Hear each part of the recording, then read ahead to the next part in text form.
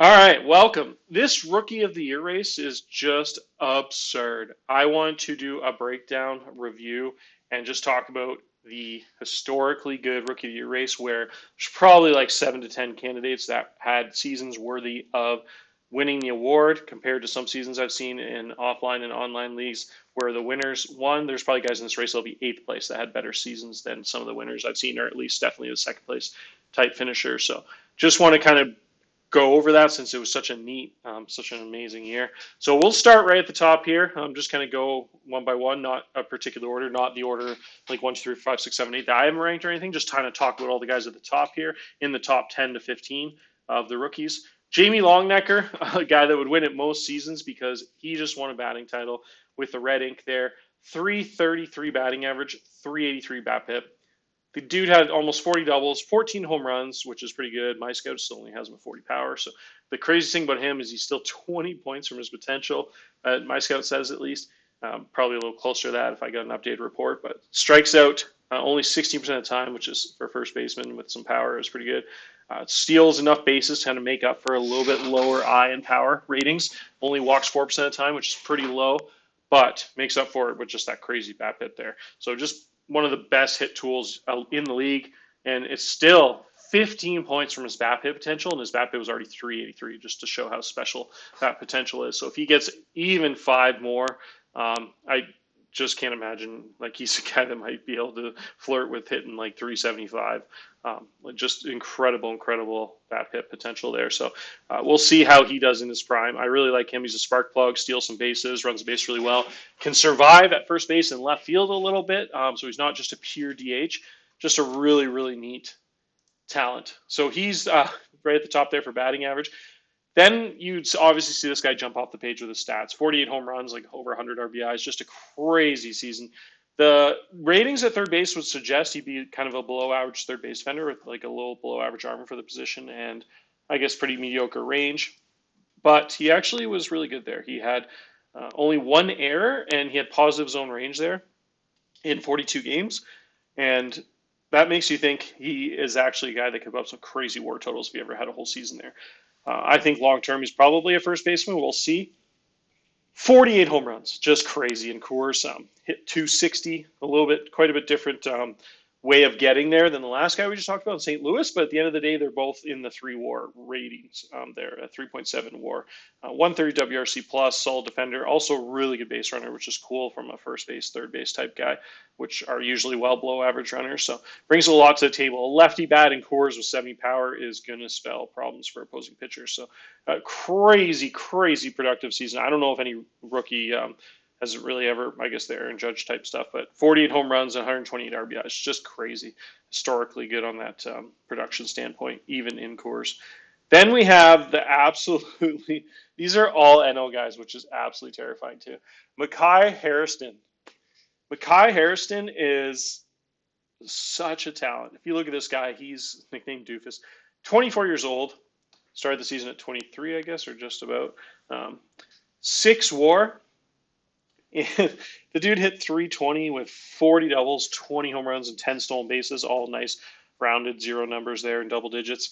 17 hit by pitches, so it kind of makes up for the average eye he has, which actually probably makes that eye turn into like a 50 or 55 when it comes to on-base potential purposes. Just a ridiculous avoid K with a 12.5% strikeout rate, which is about as good as it gets. So there's just a guy that just has incredible bat speed, doesn't strike out, has enough power where he's going to hit 20 home runs. And yeah, elite base runner, captain, literally just one of the most well-rounded players you could possibly have. And if you were doing a fantasy draft, sorry, not fantasy, if you were doing like one of those drafts like you do in Madden where you're kind of starting from scratch and you draft any single player in the league to build your team around, I'd say he'd be really high on that list. Might even be in the top 5, maybe even the first pick. Just not too many guys that bring that combination of cheap salary for 5 more years of team control, the low greed on top of that. So that means Pittsburgh could probably give him like a 7-year extension for like $100 million, or like in a couple of years there, maybe a little more than that, but probably a guy that's worth like 40+ million a year in his prime. And Pittsburgh should be able to lock him up the low greed for like 2025, I'd imagine. We'll see. But yeah, just incredible talent. and probably going to win Rookie of the Year, but we will see. There's some pitchers too that are just incredible. I actually wouldn't say that. Sorry, the pitchers might even be better, have better rookie seasons. I think there's a good chance Harrison actually finishes behind both those pitchers. We'll talk about a bit. It's crazy.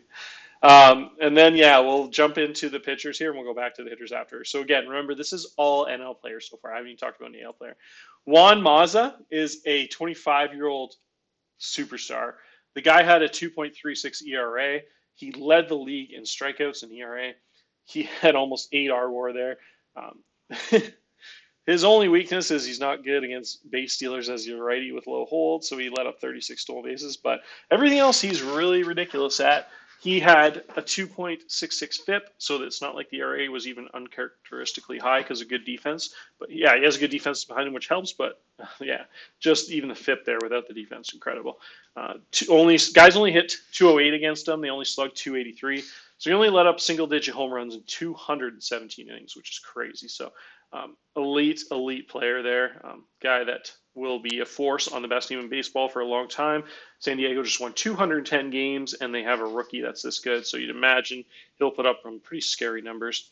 And right beside him, and I wouldn't say behind either because this guy's right on pace with him, is Clint Tirado, or whatever you say the hell that name is. 200 innings pitched. The guy had a sub-3 FIP and sub-3 ERA. Only hit 213 in Coors against him. Guy led the league in whip in Coors. 728 at-bats against him and only 11 home runs allowed. He has elite control, one of the best control ratings in the league. Guys only walk 5.8% of the time against him, well below the league average of 7.8. He strikes out almost 30% of batters and had 225 strikeouts. So he's just a little different type of profile than the San Diego guy. The San Diego guy throws absolute gas, 90-mile-an-hour fastball splitter and a really good slider, 3 uber elite pitches. This guy is the 4 elite pitches, elite pitch and a changeup, and 4 really good pitches, a plus fastball, and then a slider sinker. But the changeup is what really makes him special. He's a huge ground ball guy with an elite changeup. Only throws 92, 94, but still strikes out almost 30% of batters. Just shows how ridiculous that changeup fastball combination is. So a really neat pitcher's profile out of him.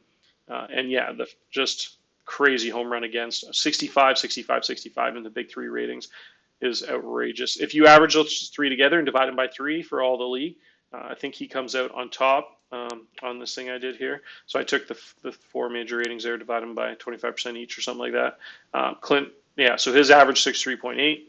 If you include the pitcher BABIP, which is number 1 in the entire league, not just rookies, but all pitchers. So pretty crazy talent. And then finally we get to the AL guys. So in the AL, we got Joe Stamper, who, I mean, it's hard when you compare him to those ridiculous seasons that would win Cy Youngs in most years. It seems like it's a little step back, but this is a rookie also that's on a division winner here in Kansas City. 23 years old, 32 games started, 184 innings, a 3.1 ERA. Just amazing, like an ace of a staff type thing. Almost 200 strikeouts. Guys hit 227 against him. Just amazing season there. Really talented dude that has 60 stuff, 60 movement, 50 control, 5 really good pitches. Sorry, the sinker's crazy. The cutter, really good change up there. And so fastball is actually his worst pitch, 96-mile-an-hour fastball. But obviously the sinker would be really heavily featured there, and then has a ton of junk around it. So just an amazing profile there. One of the neater pitch mixes you'll see. Then we have another AL pitcher who's amazing. Former second pick of the draft, top 10 prospect going into the season. This guy has pretty solid ratings across the board, led by his top-notch control. Really good mentals, 22 years old, 70 control. Guys only walk 4.6% of the time, so even better than the Colorado pitcher's control. And he has incredible home run against. So this is a profile that screams consistency to me. I would be shocked if this guy really ever had a bad season. With how little he walks guys and lets up home runs, even if he has games where he lets up 10 to 11 base hits, which is obviously really rare. I don't even know if that happened this year in his game log. I don't think, not a single game where guys had double-digit hits. But I was going to say, even if there's a high-hit game, like an 8+ hit game, he's probably not going to get killed too much because it won't be any of those explosive innings where he just loses control and walks 3 guys in an inning or lets up a 3-run home run or a grand slam. even those games where he lets up 7 hits and stuff, you like see quality performances here, like 5 and 3 runs here, and then he lets up 6 hits here and still gets the win there, 5.2 and only 2 runs allowed. So just the fact that he doesn't really let anyone on base, even when he does let up hits, is just since he's not walking anybody, so he's just going to be amazing for a long time. That guy's incredible. Then his teammate, the 28-year-old Japanese guy, came into the game last year and just signed a crazy high deal, $40 million for 7 years. But he is worth it because he is that good.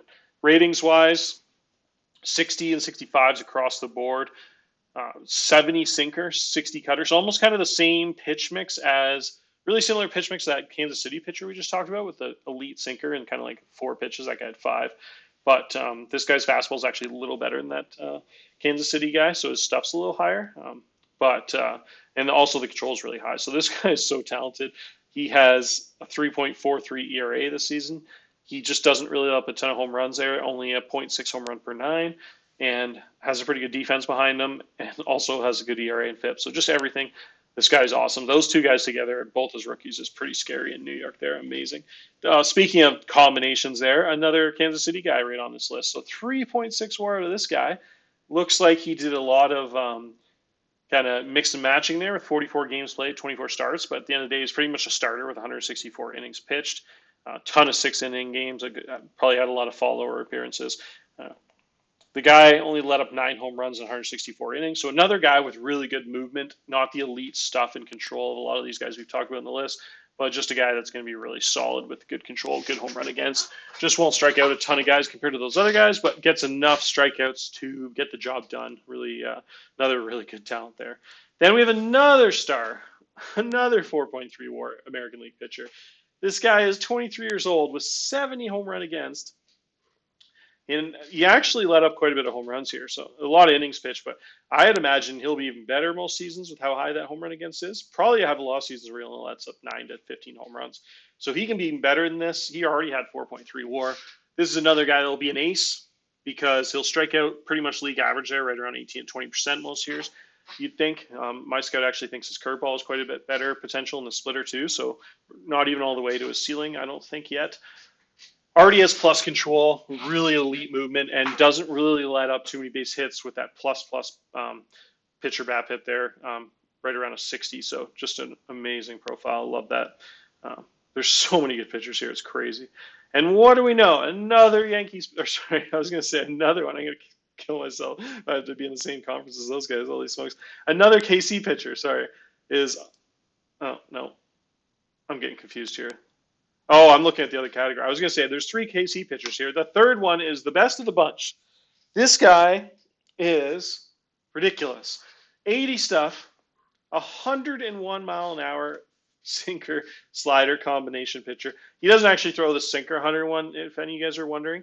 The velocity always just is kind of balanced out to if they had a fastball. So if they don't have a fastball, if it says they're like a knuckleballer with like a changeup and it says like velocity is 101, it doesn't mean they throw a 101 mile an hour changeup. It just means that's what they would throw if it was a fastball. And so you just got to like get the other pitches off that accordingly. So the sinker's not actually 101, but it might be. I don't know. He's ridiculous, but the sinker would be really close to that. And then the slider he'd throw really hard, probably in the low 90s. Just a crazy, crazy strikeout artist. The best reliever season I have ever seen playing this game. I've never, ever, ever seen a reliever have 6 WAR before. So 6 F4.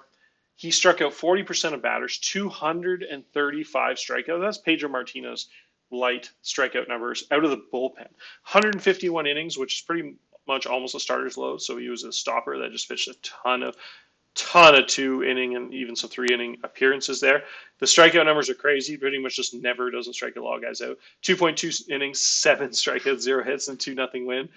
Like some of these numbers here, like 2.2 innings, 5 strikeouts.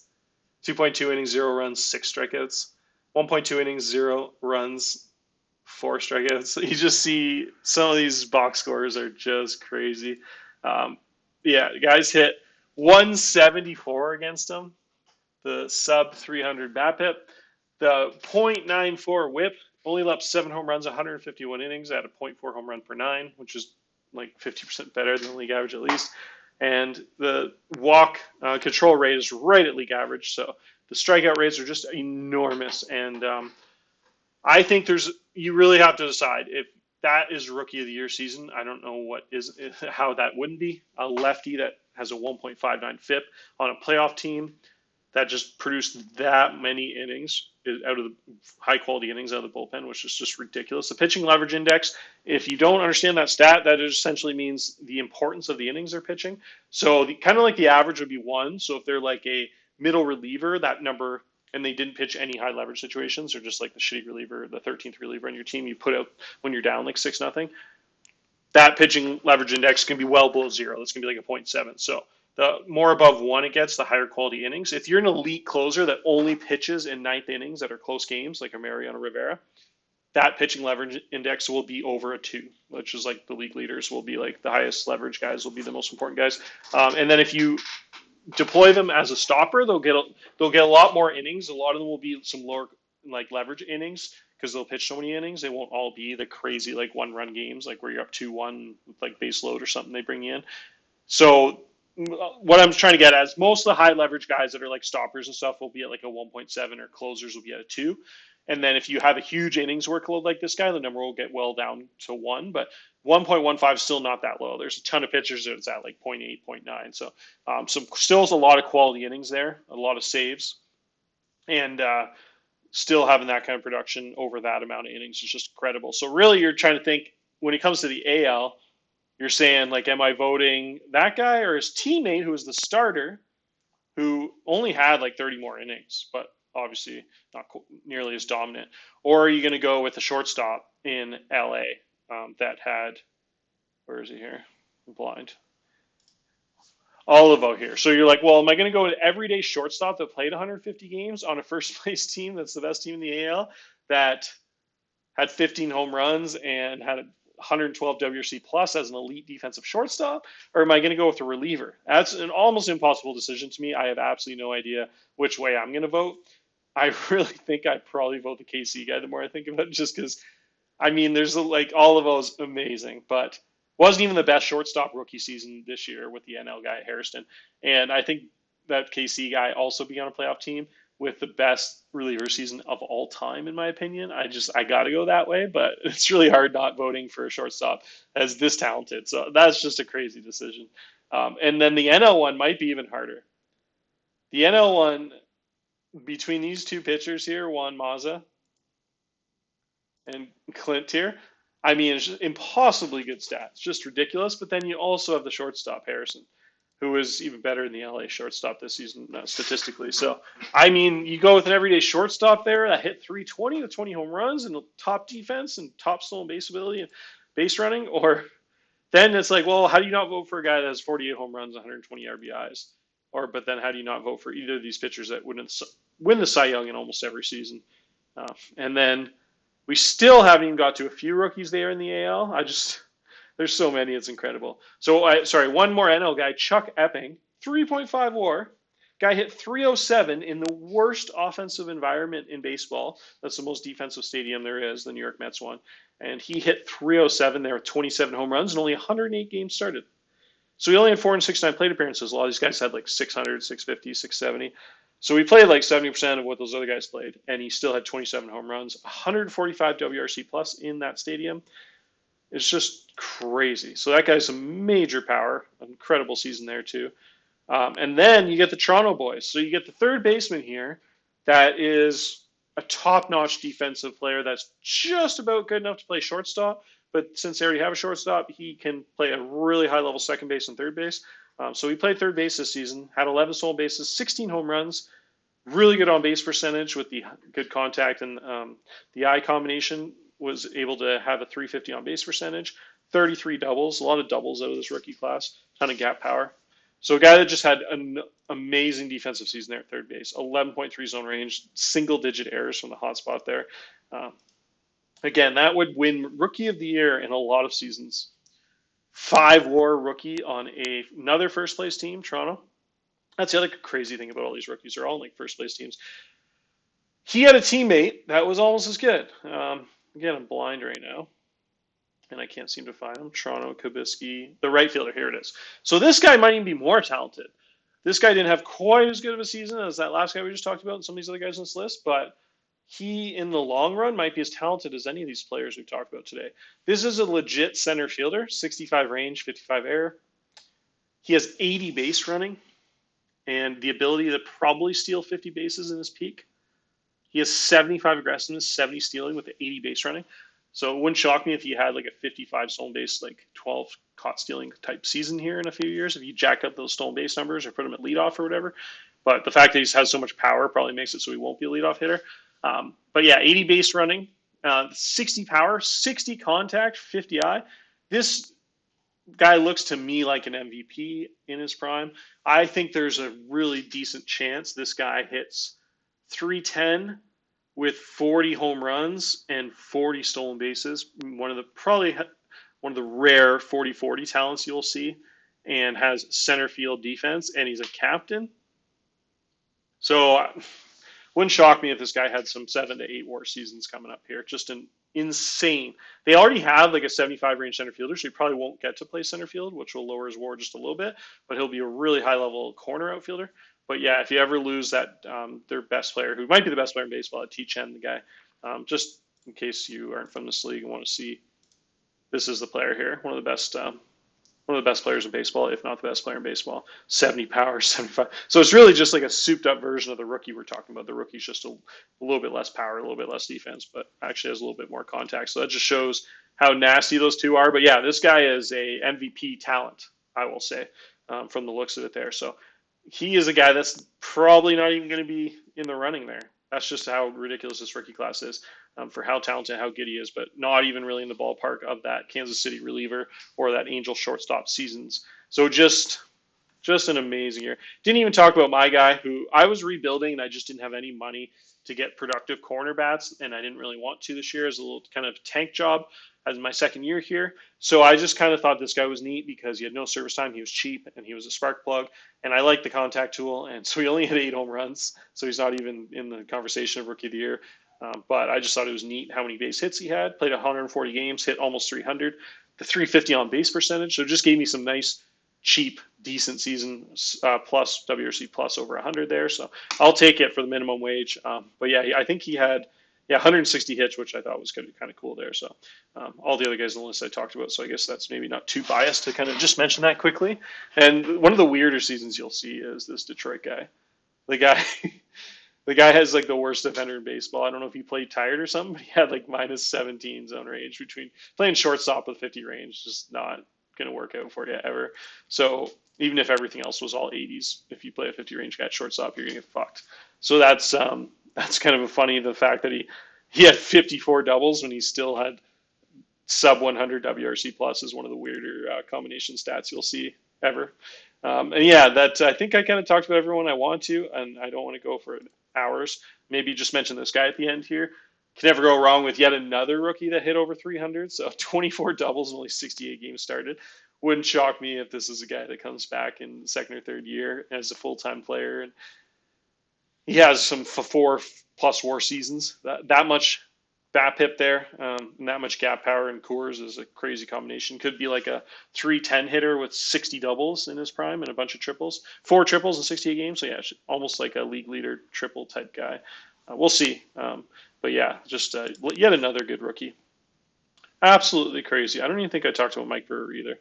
Won't really go on and on this episode. There's a lot of other solid guys, but kind of just want to glance at the pitchers, make sure I didn't miss anybody. Don't think I talked about this guy. Innings pitched here. I missed this Miami guy. Really, really, really solid rookie lefty also. Came over from Milwaukee. Had almost 3 WAR this season. Another high home run against rating. Should be a nice consistent pitcher there. Miami's a good park too for pitchers. Should have a pretty solid career. And I think that's pretty much it. So yeah, let's finish the episode there. If I'm going to summarize, I have a tough time voting against this guy's season that he put up in Coors. I want to just lastly look at the splits here in case that helps someone make up the decision who they would choose. For the AL, I have to go with the Kansas City reliever, and then for the NL, I'll go with Clint here. If you want to look at his home road splits, that's how good he is in Coors. He's actually better at Coors than he is on the road, which is just stupid. 2.54 FIP, 2.73 ERA at home. 0.97 whip. So he has a sub 1 whip, led the league in Coors specifically, if there was a big enough sample size. So I don't know. That's just 4.2 WAR at home in 19 starts. So that's a guy. That's just one of the craziest seasons ever. It's so hard to pitch in Coors statistically. So yeah, what a season though. I can't believe I'm voting against Juan Mazza here, who had a 2.36 ERA with 270 strikeouts as a rookie. Oh man, what a season! That was just so much fun to talk about. All right, we'll see you guys.